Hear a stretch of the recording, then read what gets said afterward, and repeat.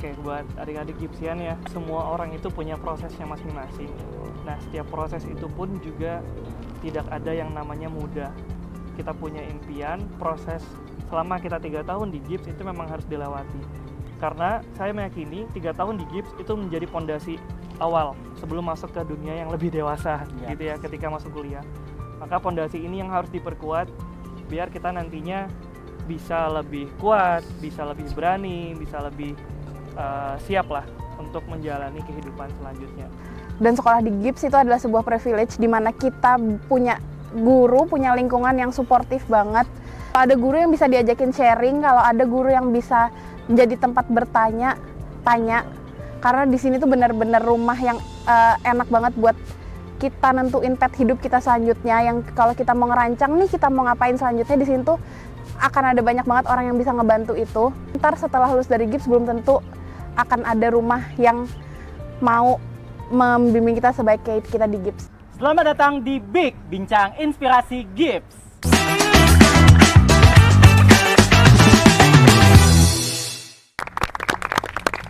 Big hari ini, Big bersama alumni hari ini, kita kehadiran 2 orang bintang tamu alumni Gips dari Angkatan 2. Mari kita berikan sambutan untuk Kak Zen dan Kak Adis. Oke, baik. Nah, karena kali ini kita bincangnya bersama alumni, maka kita nggak afdol rasanya kalau nggak kenalan dulu nih bareng sama alumni kita. Oke, biar Gipsian pada tahu juga. Mungkin yang pertama sama Kak Zen nih. Oke, Kak Zen boleh dong kenalin dirinya biar kita lebih tahu lagi nih tentang Kak Zen. Boleh. Jadi, halo semuanya, perkenalkan aku Zen. Biasa dipanggil memang Zen. Kalau nama panjangnya sih Muhammad Zen Mahbubi ya.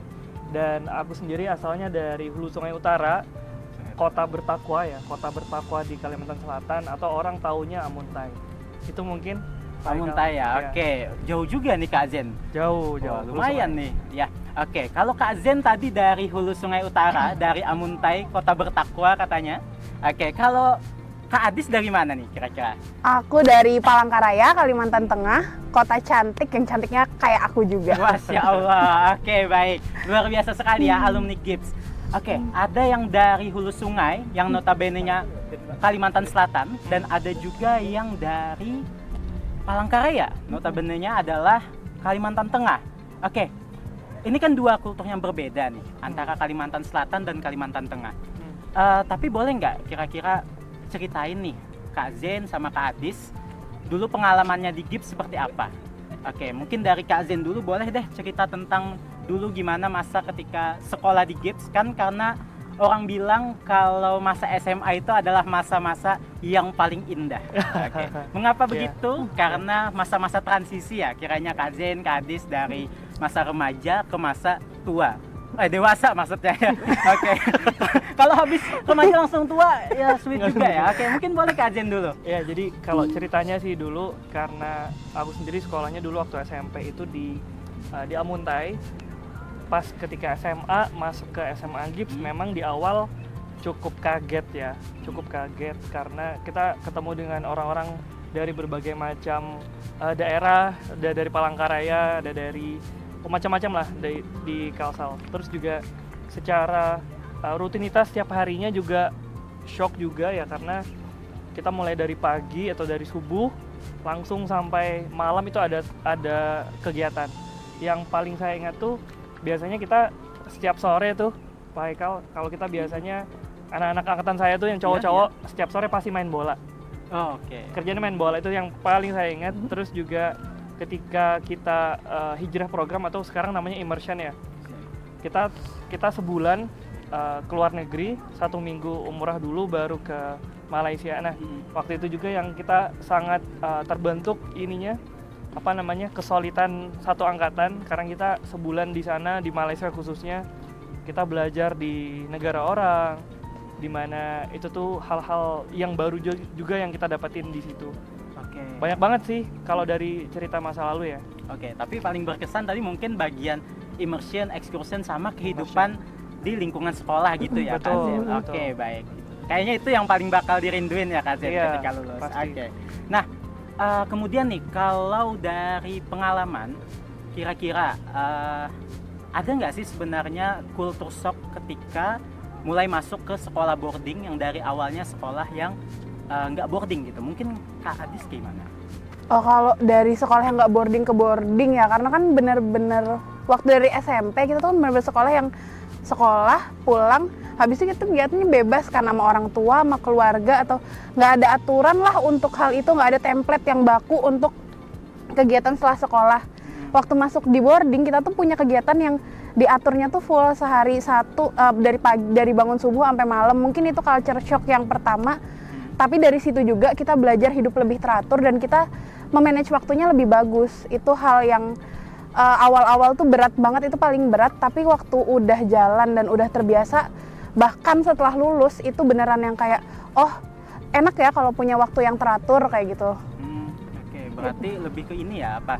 Yang awalnya kita lebih bebas untuk mengatur waktu, kalau di sini kita lebih terarah untuk mengatur waktu. Iya. Oke, kalau Kak Zen apa nih kira-kira momen strugglingnya nih ketika masuk awal GIPS gitu? Oke, yang paling saya ingat tuh ya, kalau saya itu termasuk yang akademiknya tuh di bawah rata-rata mungkin. Oke, Jadi mungkin ya. Jadi secara struggling memang kebanyakan saya banyak berjuang itu di pembelajaran akademik karena sering remedial. Saya ingat banget waktu SMA saya sering remedial, kemudian sering dapat nilai rendah gitu.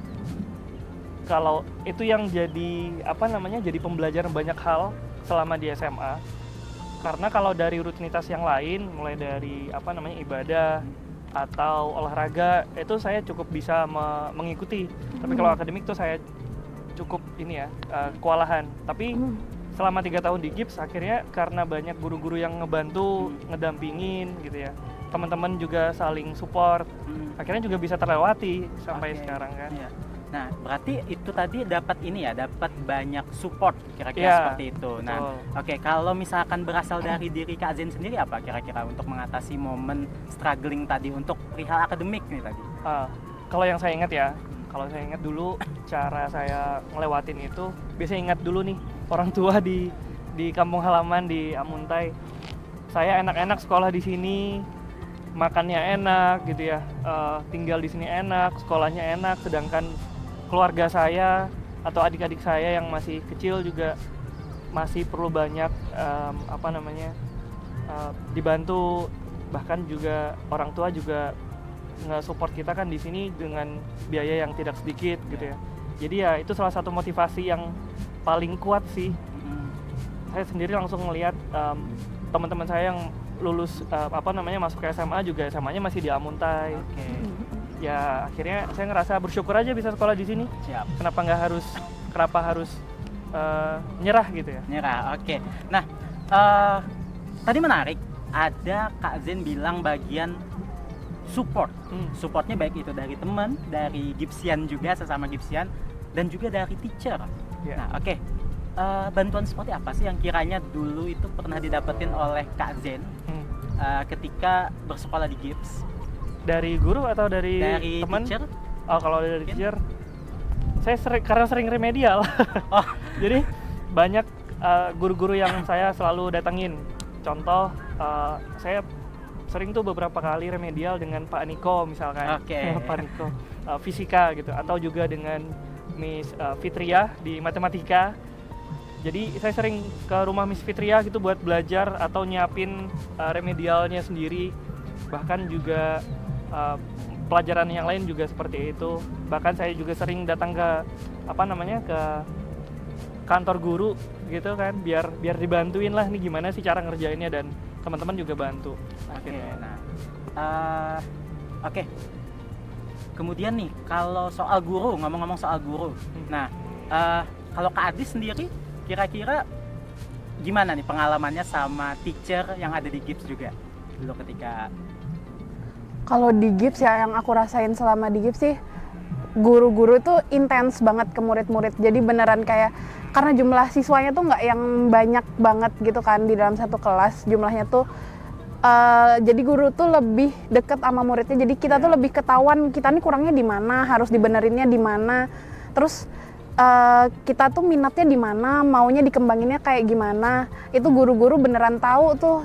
Jadi nggak cuma sekedar masuk, ngajar, ngasih tugas, selesai pulang. Enggak, mereka beneran tahu nih si A, si B maunya apa, si A, si B bisanya apa, si A, si B potensialnya buat diapain. Itu yang paling kerasa dari guru-guru yang ada di GIPS. Jadi kita beneran kebaca ininya, maunya, bakatnya. Itu sih yang paling beda, karena setelah aku ngobrol sama beberapa orang dari tempat lain, dari sekolah lain, itu nggak dialamin di semua sekolah ternyata. Oke, ya. Lebih diperhatiin ya. Lebih diperhatiin. Jadi rasanya lebih diperhatiin nih. Mm-mm. Ya, oke. Nah, berarti ibaratnya kalau dengan ya biaya sekolah katakanlah lumayan tinggi, tapi kira-kira worth it nggak kalau menurut Kak Zen sama Kak Adi sendiri? Worth it sih, worth it banget Oke. sih. Kayak apa yang didapetin sama apa yang dibayar tuh worth it banget, karena beneran dapat kualitas pendidikan yang oke banget lah. Iya. Ya. Nah, oke. Baik, balik lagi nih soal kegiatan yang ada di GIPS. Nah, menurut Kak Zen dan juga Kak Adis, pengalaman nih kira-kira. Apa sih kira-kira momen paling berkesan atau pengalaman yang paling diingat nih dari dulu sampai dengan sekarang? Dari dulu masih muda, sekarang udah tua lah. Sedikit lah ya, udah separuhnya. Oke, dari Kak Adis dulu deh, apa nih kira-kira momen yang paling berkesan dulu, yang nggak bisa dilupain gitu? Apa ya, kalau aku kayaknya immersion itu, kalau zaman aku namanya masih hijrah program. Oh, hijrah. Hijrah program, jadi hijrah program itu kita umroh, terus dilanjutin ke Malaysia sama Singapura. Malaysianya itu 3 minggu atau 4 minggu gitu, sama umrohnya 8 hari. Itu berkesan banget karena umroh pertama, tapi nggak sama keluarga, sama teman-teman. Pertama kali landing, terus kita sampai di Mekah, kita sampai di sekitar Masjidil Haram. Masuk tuh kan mau turun ke ngelihat Ka'bah, itu aku bener-bener nangis. Aku megang tangan temen aku, nangis bener-bener kayak, nyampe ya di sini ya sama teman-teman ya. Itu seru banget sama teman-teman. Kita ibaratnya struggle di negara orang pertama kali bareng-bareng, tapi sama teman-teman yang kita tuh ya sama-sama nggak tahu, sama-sama ya udah nggak bisa menggantungkan hidup satu sama lain gitu loh, kayak ya udah kita bareng-bareng deh di sini. Terus habis itu di Malaysia sebulan, itu juga beneran yang kita belajar bareng-bareng, sama-sama datang ke sebuah tempat, kita nggak ngerti apa-apa, terus udah jalan aja. Dan itu salah satu kenangan yang paling aku nggak bisa lupain sih, waktu immersion itu tadi, yang dulu namanya hijrah ya. Dulu hijrah namanya. Oke. Nah, selama hijrah program atau immersion ataupun untuk yang SMP excursion, Kak Adis sendiri sebelumnya itu ada nggak sih dapat bimbingan-bimbingan atau apa supaya untuk lebih mempermudah ketika melaksanakan hijrah program tadi?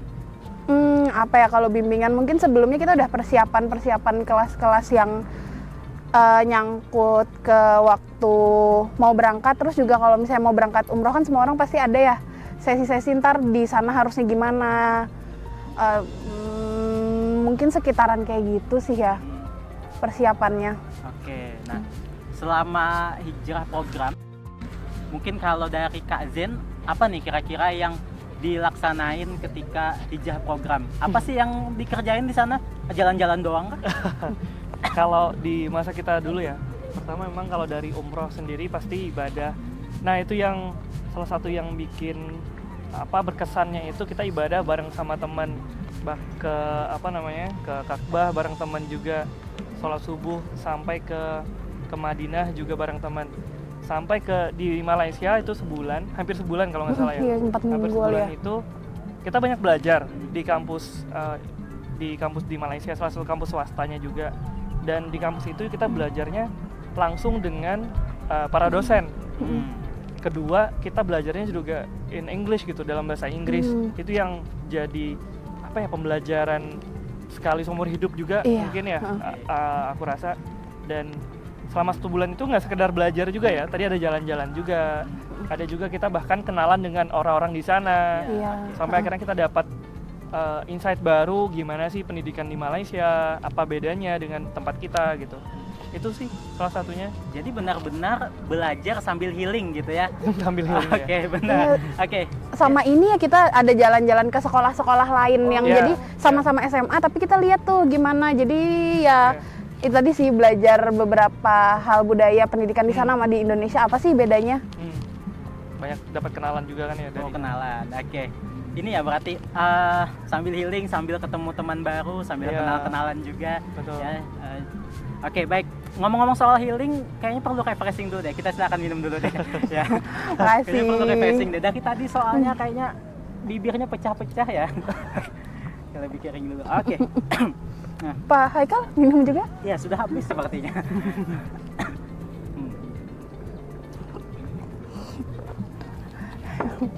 Oke.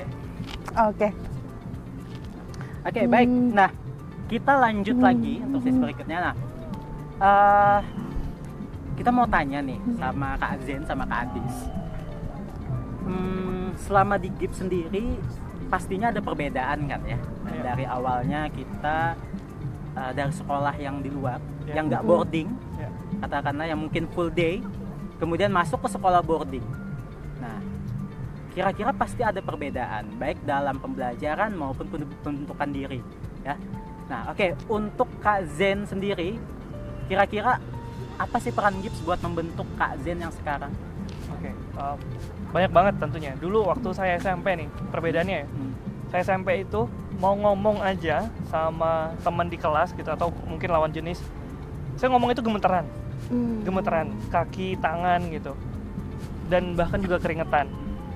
Seringnya juga saya ngomong itu malah nggak jadi karena kebanyakan gugupnya. Nah, waktu SMA di GIPS kita kan sering dilatih tuh, bahkan setiap minggu atau bahkan juga setiap beberapa hari itu kita ada apa namanya muhadharah. Muhadharah itu kan kita ada pidato bergiliran dan sampai ada pemenangnya. Di situ juga yang ngebentuk saya untuk jadi lebih baik dalam berbicara di depan umum, lebih berani lah secara mental. Kemudian secara keberanian juga dalam membangun relasi baru, kenalan baru juga di GIPS. Karena kan akhirnya kita ketemu dengan dari berbagai daerah ya. Bahkan juga segi komunikasi. Dulu saya kental banget dengan bahasa Amuntai. Oh iya. Jadi bahasa daerah tuh kental banget. Tapi udah di semester 1 di GIPS, saya tuh udah hilang ininya, logatnya. Kalau nggak salah sih ya. Teman-teman sih bilangnya udah nggak kelihatan lagi. Sampai akhirnya saya nggak dikira orang Hulu Sungai lagi gitu. Kalau sekarang masih ada? Lalu sekarang udah nggak ada, kecuali saya balik ke Amuntai lagi beberapa hari. Oh iya. Bisa tuh balik lagi. Contohnya gimana tuh, Pak? Boleh nggak kasih Contoh dulu, kalimat dulu apa kalimatnya? Misalkan aku makan ikan deh. Kalau gini aja deh, contoh ya, contoh ya. Contoh. Ada tadi saya ngeliat beberapa ini juga video gitu ya. Iya. Contohnya tuh,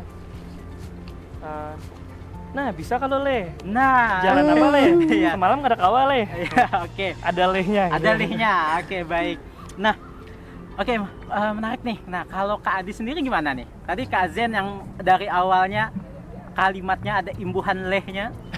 Oke, karena banyak sekali pengaruh-pengaruh dari kedaerahan. Sekarang di GIPS lebih ditata lagi. Nah, kalau Kak Adis gimana nih untuk memberikan warna pada kehidupan Adis sekarang? Mungkin waktu di GIPS itu ini ya, motivasi buat dibilang berambisi kayaknya terlalu berlebihan, tapi motivasi buat bisa, oh iya ya, aku bisa nih kayak gini. Karena kan kita 24 jam sama temen ya. Kalau di sekolah kan kita cuman ketemu sampai sore, terus udah masing-masing. Nah kalau di sini tuh sampai malam tuh kita lihat, oh ternyata waktu malam itu bisa ya aku manfaatin buat hal-hal positif lainnya. Ngelihat teman ngelakuin tuh jadi kayak, oh iya ya, asik juga kalau misalnya ngisi waktu luang dengan hal-hal positif lain. Terus itu kebawa sampai sekarang. Jadi kalau misalnya ada waktu kosong gitu, iya sih kadang-kadang masih main gadget, masih santai-santai. Tapi kadang juga jadi kayak, oh iya kayaknya bisa deh ngelakuin hal-hal yang lebih positif. Itu tuh kebawanya waktu di GIPS karena 24 jam sama teman-teman, dan banyak juga ngelihat orang-orang yang ngelakuin hal-hal positif di luar, di jam-jam yang sebenarnya kita tuh bisa santai. Oke, baik. Itu positif hal yang aku dapetin sih, yang kebawa sampai hari ini. Jadi sebelumnya misalkan di rumah waktu kosong, waktu senggang digunain buat main gadget, chatting-chatting, scroll-scroll, kemudian stalking gitu ya. Iya. Oke, ketika di GIPS bisa digunain buat yang lain. Iya, sama dulu kan kita di GIPS nggak pegang gadget ya, Iya, zaman aku. Oke. Oh, berarti angkatan 2 masih belum ya? Belum. Oh, masih belum. Itu belum lah. Belum, Belum, oke. belum bisa. Berarti beda ya sama misalkan ini sekarang. Sekarang sudah enak kan ya. Sekarang lumayan. sudah lebih ini. Oke. Nah, baik.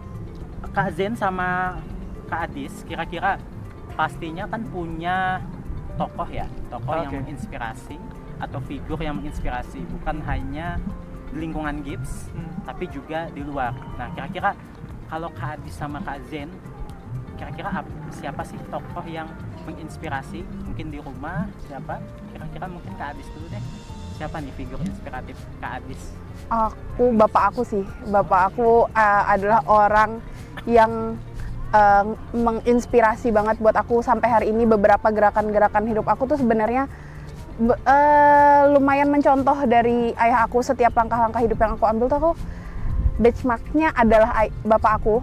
Kayak, oh kalau sebelum aku mau ngelakuin B, aku harus beneran selesaiin dulu nih di A. Jangan sampai aku ngelakuin B tanpa persiapan yang mateng. Kalau aku mau dapetin sesuatu, aku harus kayak gini nih. Aku harus setiap hal yang aku lakuin, hal-hal positif, itu benchmarking aku ayah aku sih.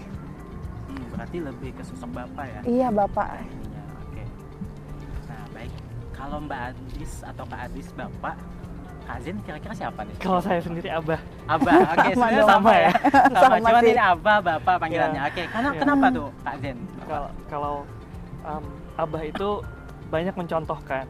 Kalau saya sendiri tuh ngelihat figur apa yang Abah lakukan itu sudah merefleksikan bahwa itu loh seharusnya anak laki-lakinya berperilaku. Contoh ya, kalau saya itu kan saya paling tua, jadi anak paling tua di keluarga, baik dari sisi Abah atau dari Mama. Jadi saya ini cucu paling tua juga tuh. Paling tua juga. Paling tua. Nah, dari kecil tuh sudah dibawa Abah tuh untuk keliling ke tempat-tempat keluarga yang jauh-jauh gitu, biar bisa kenal dengan keluarga jauh. Itu sudah ngasih tahu tuh Abah tuh bahwa ini yang kita harus jaga keluarga, mau keluarga deket sampai keluarga jauh. Habis itu juga Abah tuh sering ngajarin tentang kalau kita mau dapetin sesuatu, kita harus mulainya tuh dari nol dulu. Harus paham apa sih langkahnya dari bawah dulu. Bahkan waktu saya mau kuliah aja, Abah tuh kalau mau jadi insinyur misalkan, kata Abah tuh mulai dulu, coba kerjain apa yang tukang kerjain. Iya. Jadi saya sempat tuh ngerjain apa yang biasanya tukang kerjain tuh, mulai ngecangkul tanah atau bawa batu gitu ketika bikin rumah. Itu juga itu yang mungkin Abah tuh ngajarin melalui contoh-contoh yang pernah Abah lakuin juga. Benar-benar learn by doing gitu ya. Learning by doing. Itu salah satu aku rasa sih yang jadi role model lah ya. Karena bakal jadi tonggak keluarga juga. Iya, benar. Oke, nah ngomong-ngomong soal kuliah, tadi ada nih Kak Zen bilang kuliah. Nah, kita pengen tahu dong, Gibson pengen tahu. Nah, Kak Zen sama Kak Adis setelah lulus dari Gibbs, lanjutnya kemana sih kemarin? Kak Adis deh. Aku di UII, Universitas Islam Indonesia, jurusan akuntansi itu di Jogja, Sleman. Oh, akuntansi. Iya. Ya, oke, baik. Kalau Kak Zen kemarin di mana, Kak? Kalau aku kemarin di Johor Bahru sebelum asar, di University Teknologi Malaysia. Kemudian kalau jurusannya sendiri itu di Civil Engineering. Oh, Kalau kita di Indonesia namanya teknik sipil ya. Oke. Pernah nggak cita-cita sebelumnya sesuai dengan apa pendidikan yang dilanjutkan dari Gibbs gitu? Kalau Kak Adis?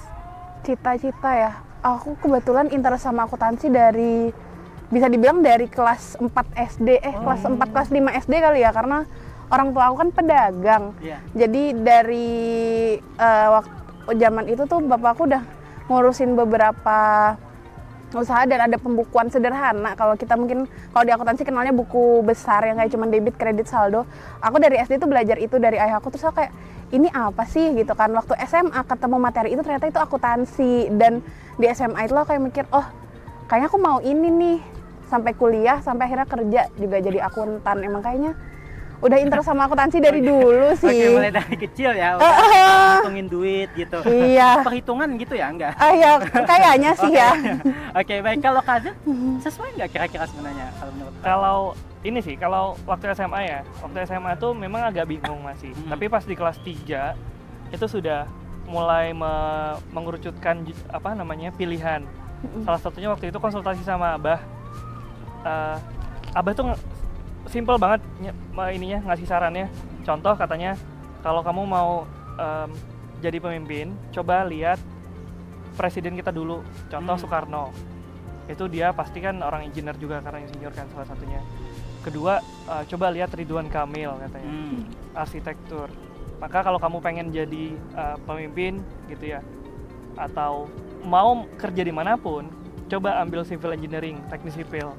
Akhirnya kemarin tuh pas di kelas 3 sudah nentuin tuh, pengen jadi engineer, teknik sipil. Karena tidak hanya sekedar jadi engineer, tapi kita bisa kemana-mana. Berarti sempat lebih banyak juga gitu nyari tahu soal civil engineering juga di GIPS gitu sama-sama guru-gurunya. Betul. Salah satunya ya karena kita kan dibantu ya, difasilitasi ya. Jadi banyak dapat pengetahuan pastinya dari guru-guru, dari kakak kelas kita yang akhirnya lulus duluan. Akhirnya bisa banyak tahu. Oke, berarti Kak Adis sama Kak Zen kayaknya emang benar-benar dreams come true ya. Benar-benar impian yang jadi kenyataan gitu ya. Alhamdulillah. Ya, alhamdulillah. Alhamdulillah. Tapi ngomong-ngomong nih, sekarang Kak Zen sama Kak Adis kesibukannya apa sih? Kak Adis apa deh kesibukannya? Kalau aku sekarang ya kerja ngantor sama kadang-kadang masih bantu ngurusin usaha orang tua. Ya cuman bantu hal-hal administratif lah kayak pencatatan aja. Kalau kerja kan sekarang di PT CDI sebagai akuntan juga. Oke, apa itu Kak Adis PT CDI? PT CDI itu salah satu PT di bawah naungan Hasnur yang bergerak di bidang pengembangan startup. Sekarang kita ngembangin startup tentang HR system, human resource system gitu. Oke, keren banget nih. Kalau Kak Zen apa? Kalau sekarang ya, sekarang itu ada 2 per saat ini. Pertama itu aku diamanahkan untuk jadi koordinator unit di BCTI. BCTI itu Business and Communication Training Institute. Ini nih kebetulan ada ya di kelas ini ya. Oke. Jadi Ya ini nih. guys, BCTI ya. Oke. Jadi BCTI itu sebenarnya unit di bawah Hasnur Center untuk pengembangan diri baik pemuda ataupun yang sudah profesional atau bahkan juga entrepreneur. Pengembangan diri yang seperti apa, kita lebih fokusnya kepada soft skill-nya. Jadi itu sih, nah itu yang pertama. Kedua, aku juga ada usaha di konsultan engineering dan arsitektur, namanya Vanco. Tapi ya sekarang memang masih merintis ya, ngebangun begitu. Oke, nah baik, keren banget udah banyak sekali hal-hal yang udah diceritain sama Kak Zen, Kak Adis juga. Nah, sebelum kita lanjut ke pertanyaan terakhir, ada yang mau ditanyain juga nih. Kira-kira tadi kita udah bicara soal sosok inspiratif di rumah. Nah, kalau selama di GIPS sendiri ada nggak sosok inspiratif yang memotivasi untuk bisa survive dari struggling yang pernah dirasain di GIPS? Gitu. Oke, atau yang membuat maju deh gitu. Kak Zen, kira-kira siapa nih kira-kira orang inspiratifnya? Boleh lebih dari satu nggak? Boleh. Ya, jadi kalau dulu tuh pernah ada nama beliau Mr. Andy. Mungkin kalau nanti beliau dengar ya, Mr. Andy salah satu role model saya, karena Pak Andi itu sangat sangat memberikan contoh sebagai laki-laki di mana kita punya keberanian dalam mengembangkan diri gitu. Kedua, kemampuan beliau juga bagus banget. Karena beliau juga lulusan dari Malaysia. Kemudian beliau juga bisa jago juga main bolanya. Kita sering main bola. Dan yang kedua itu ada UJ, Ustadz Zainal. Nah, jadi beliau juga sering, kalau beliau ini lebih kepada ini biasanya ngingetin kita bagian siraman rohani lah biasanya. Jadi 2 orang ini yang jadi masih top of mind kita lah. Iya. Kalau aku sendiri sih itu Mr. Andi dan UJ. Mr. Andi dan UJ. Ustadz Ya. Zainal ya. Oke. Nah, kalau Kak Adis nih, siapa kira-kira yang jadi sosok inspiratifnya selama di GIPS? Kalau aku waktu di GIPS ini sih Pak Hadi, ada dulu kepala sekolah kita di awal kita masuk, itu namanya Pak Hadi, Hadi Suroso. Bapaknya tuh sosok yang kalau buat kita tuh ayah banget gitu buat kita, buat angkatan kita. Jadi orangnya tuh sabar, yang kalau ngajarin, Beliau guru matematika. Jadi matematika itu kan iya. sesuatu yang sulit buat Iya, dipahamin benar, ya. biasa Jadi kayak gitu sih. waktu beliau ngejelasin, beliau tuh sabar dan nggak memaksa kita buat harus langsung paham, tapi sabar pelan-pelan. Ya mungkin itu yang paling bikin aku ngerasa oh Pak Hadi itu sosok yang aku pengen jadi kayak gini nih gitu, orang yang sabar, yang paham bahwa nggak semua orang harus paham ilmu yang dia kasih, tapi semua orang harus ditreatment dengan baik, harus diajarin dengan baik. Ya, kayak gitu sih. Berarti sosok yang memberi pemahaman dengan cara membimbing gitu ya, Iya. bukan hanya mengajar tapi mendidik. Iya. Oke, nah baik, kalau begitu kita udah ngomong panjang lebar, kita sampai di penghujung segmen ya, Gipsian sekalian. Nah, mungkin terakhir nih dari Kak Zen sama Kak Adis, apa sih kira-kira pesan yang bisa dikasih buat adik-adik Gipsian yang nonton untuk lebih termotivasi, kemudian juga untuk lebih banyak mendapatkan inspirasi? Mungkin boleh deh dari Kak Adis dulu, apa nih kira-kira pesan-pesan buat adik-adik Gipsian nih, yang saat ini sedang bersekolah di Gips? Kita tuh punya punya hal namanya privilege, dan sekolah di Gips itu adalah sebuah privilege di mana kita punya guru, punya lingkungan yang suportif banget. Manfaatin privilege-nya sebaik mungkin. Kalau ada guru yang bisa diajakin sharing, kalau ada guru yang bisa menjadi tempat bertanya, tanya.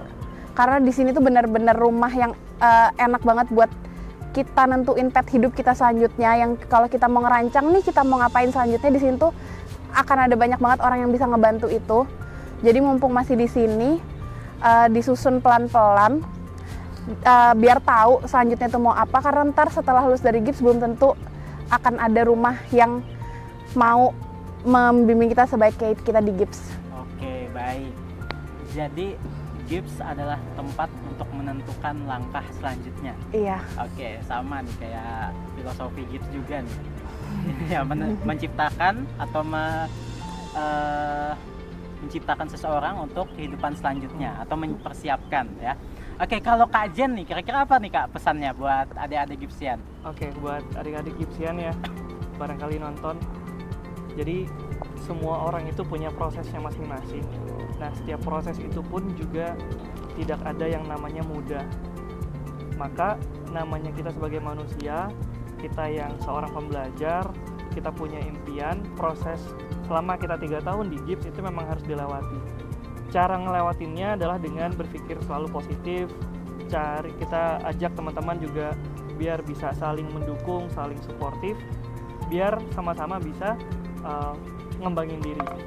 Karena saya meyakini 3 tahun di Gips itu menjadi fondasi awal sebelum masuk ke dunia yang lebih dewasa gitu ya, ketika masuk kuliah. Maka fondasi ini yang harus diperkuat biar kita nantinya bisa lebih kuat, bisa lebih berani, bisa lebih siap lah untuk menjalani kehidupan selanjutnya. Itu mungkin. Baik, berarti saling support, saling menjaga untuk memperkuat fondasi diri yang dibentuk saat bersekolah di Gips gitu ya. Oke, guna kehidupan berikutnya yang lebih kita nggak tahu nih ke depan kayak gimana. Oke, di Gips dipersiapkan. Oke, baik, kalau begitu karena kita sudah sampai di penghujung acara, di penghujung sesi. Terima kasih banyak Kak Adis, terima kasih banyak Kak Zen atas kesempatannya. Mudah-mudahan nanti bisa bincang-bincang kembali, mungkin di episode berikutnya atau di episode kapan kiranya nanti. Oke, baik, kalau begitu Gipsian, terima kasih banyak. Kita sudah melihat untuk Big bersama alumni, episode bersama dengan Kak Zen dan juga Kak Adis. Terima kasih. Sampai berjumpa di Big selanjutnya. Oke. Dadah. Oke.